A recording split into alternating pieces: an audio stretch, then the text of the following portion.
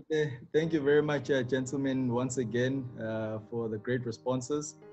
I think, Mr. Ndawo, once if you want to leave the built environment, you may have a career as a medium, because I think in your response, you precisely mentioned my question there. So basically, cheap labor, as it occurs in the construction industry. I think touching on my first question with regards to contractors pretty much underpricing the work, I think one of the compromises that they do make is in cheap labor, which then affects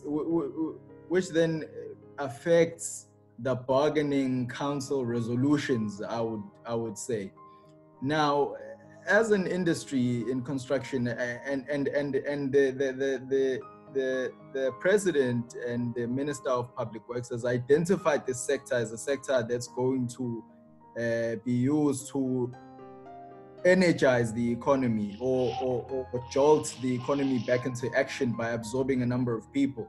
So how do we deal with the fact that there is rampant cheap labor practices that happen in construction? How do we deal with this and ensure that there's fair labor practices, and that when these projects actually go live, people will actually benefit, and it won't be used, and contractors will not just leave with the profits, but the people that are left will not be adequately skilled for future work? Now, that was directed to you, so you're going to have to answer that. You're going to have to go first. You are on mute. Yeah, sorry. Sibani, no, your question actually, it's more labor related, but at the same time, it's economic empowerment. I think my answer is going to be twofold, in a sense that this law that you said, this 30%, that might appear controversial. I think in hindsight, the reason behind it was there to address that, but maybe the execution is not well. In a sense, we've seen our people being exploited. I think what we're saying right now in terms of that is the regulatory and the monitoring during execution of the works, it must start from the start. If let us say, for instance, in most of my projects, we put the skills development budget, and at the same time, people are supposed to be paid in line with the South African rates. For instance, in Gauteng, in line with the states SA, you're supposed to earn, if you're in Johannesburg, maybe 60 Rand as a labor. Whereas in another area in Middelburg, it might be 45 Rand because of the economic activities of the area, because Gauteng is quite demand and all those kind of things. The second aspect is to enforce by the Department of Labor in terms of the visitation on the sites. In a sense, if you're running 100 million Rand projects and you are in line in Johannesburg, people are supposed to be paid a certain rate. Let's say if you are a boiler, I think you're supposed to be paid 220. If you are a welder, for instance, welders are very expensive. Those guys can't cheat.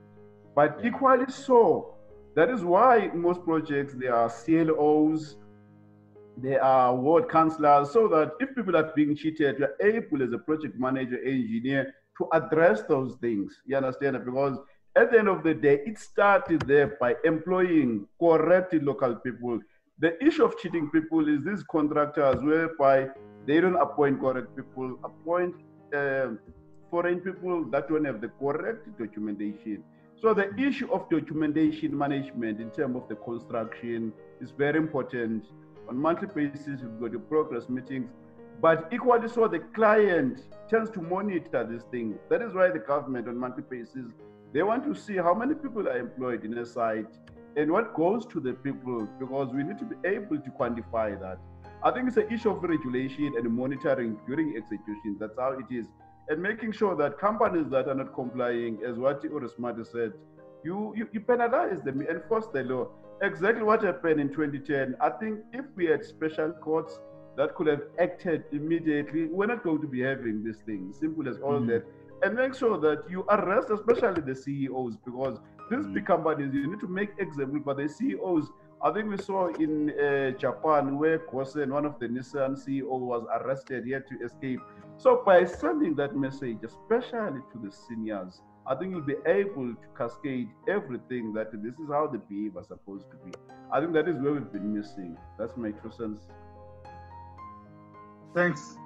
Risimati, how do we ensure that how to ensure fair labor practice in the industry? How to ensure that the projects that the infrastructure project that is coming also benefits the communities, not just a chosen few?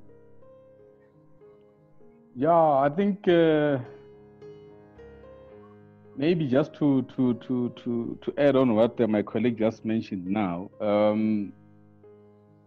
I think the current framework, guys, in terms of our economic development, specifically for our communities that should be the end users of our service provisions, there's a lot of disjointed efforts in terms of communication. Yeah.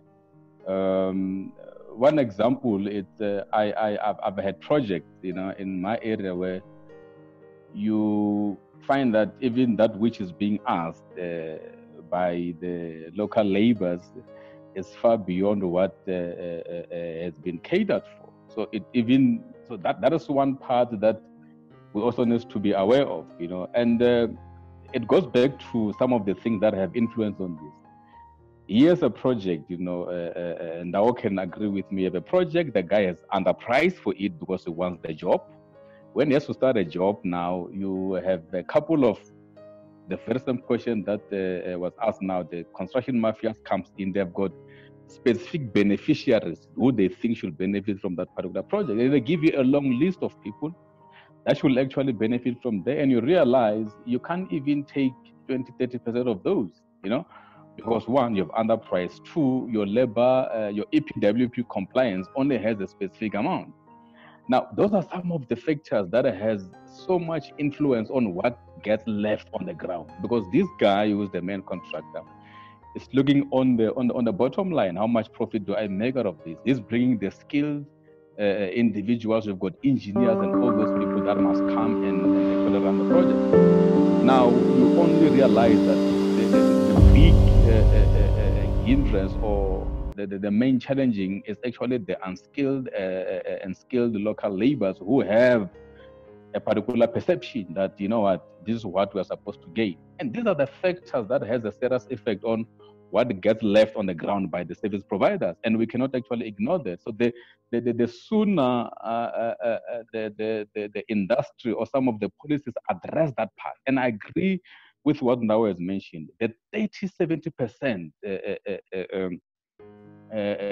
plan share on actually project alignment, it was a good idea, but the implementation on the ground is misinterpreted. The issues we are dealing with now has got to do with misinterpretation and misimplementation of these policies that were meant to benefit the few, the majority, so to say. So until we actually deal with that from the stakeholder integration, how do you communicate with the stakeholders, both your internal and external stakeholders? Do they understand what the project entails?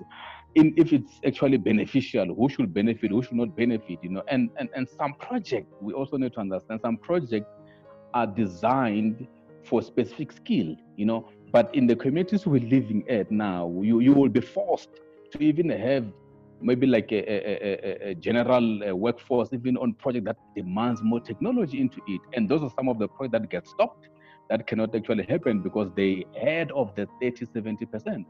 So these are some of the things that I think they need to be handled from there. If there has to be road shows, where you have to go to specific wars politically, and this is where some of the information from the political space, they need to be shared from our communities, that some of the projects that get delayed is because we as the communities, while we want to fight for the limited resources, we're also jeopardizing ourselves at the end of the day. And that's where our politicians must come in. But most of the time, even our politicians, they become part of the vehicle that actually perpetrates some of these very habits. So it's a coin with both sides, both values. So you can't deal with one and leave the other.